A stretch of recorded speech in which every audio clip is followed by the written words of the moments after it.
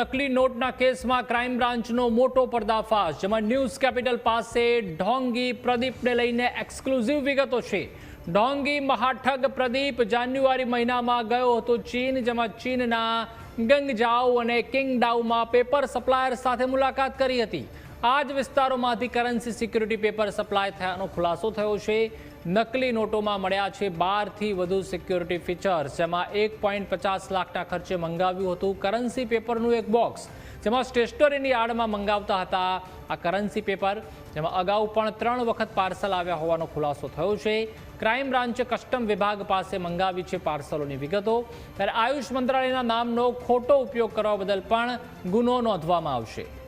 વધુ માહિતી માટે સંવાદદાતા મિહિર જોડાઈ ચૂક્યા છે। મિહિર, જે આ ઠગબાજ છે પ્રદીપ, તેને એક બાદ એક જે ખુલાસા છે તે થઈ રહ્યા છે, તે સુરત હોય, રાજકોટ હોય કે અમદાવાદ હોય, કરોડો રૂપિયાની કેટલી નકલી નોટો પણ તેને માર્કેટમાં ફેરવી છે અને સીધું જે ચીનનું પણ કનેક્શન આવ્યું છે કે ગંગજાઉ તેમજ કિંગડાઉમાં પણ તે ગયો હતો તેની ટીમ સાથે, અને અલગ અલગ સિક્યુરિટી ફીચર્સ પણ તેમાં મળી આવ્યા છે। શું વધુ વિગતો?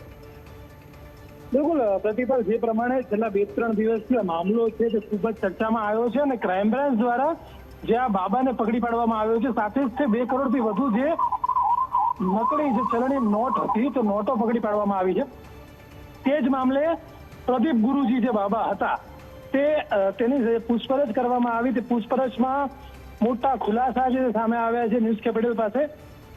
જે પ્રદીપ ગુરુજી છે, જાન્યુઆરી મહિનામાં તે પોતે ચાઇના જઈ આવ્યા છે, કારણ કે અગાઉ પણ આ બાબત સામે આવી હતી કે ચાઇનાથી આ પેપર આવી રહ્યા છે, ચાઇનાથી આ મશીનરી આવી રહી છે, કારણ કે 100 થી વધુ જે મુદ્દાઓ છે જેનું ધ્યાન રાખવામાં આવતું હોય છે જ્યારે ચલણી નોટ ભારતની બનતી હોય છે ત્યારે, પરંતુ આ નોટમાં 12 થી વધુ સિક્યુરિટી ફીચર્સ છે તે જ ખાલી જોવા મળ્યા હતા, કારણ કે તેનાથી વધારે સિક્યુરિટી ફીચર્સ આ લોકો મૂકી નતા શકતા, કારણ કે તેમની પાસે કોઈ એવી મશીનરી નથી। પરંતુ ખાસ વાત એ છે કે આ લોકોએ રોજિંદા જીવનમાં જે નાની મોટી વસ્તુઓ ખરીદવાની હોય તે લોકોને ખાસ આ લોકોએ રોકડા આપ્યા હતા, કારણ કે રોકડ રકમ જે નોટ છે તેનું પેપર ચાઇનાથી આવ્યું હતું ને તે પેપર એટલું સખ્ત હતું કે કોઈને ખ્યાલ જ ના આવે કે આ નોટ છે તે નકલી નોટ છે।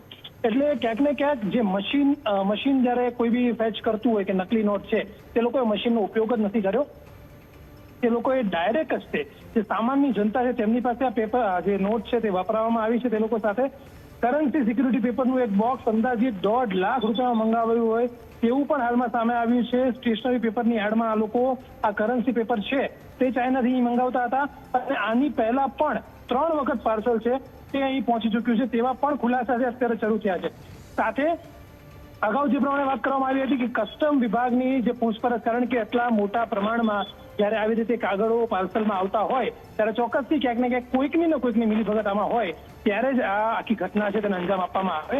એટલે કસ્ટમ વિભાગ જે છે તેની સાથે જે આ પાર્સલો મળ્યા આવે છે તેની પણ માહિતી માંગવામાં આવશે, તેની પણ તપાસ કરવામાં આવશે।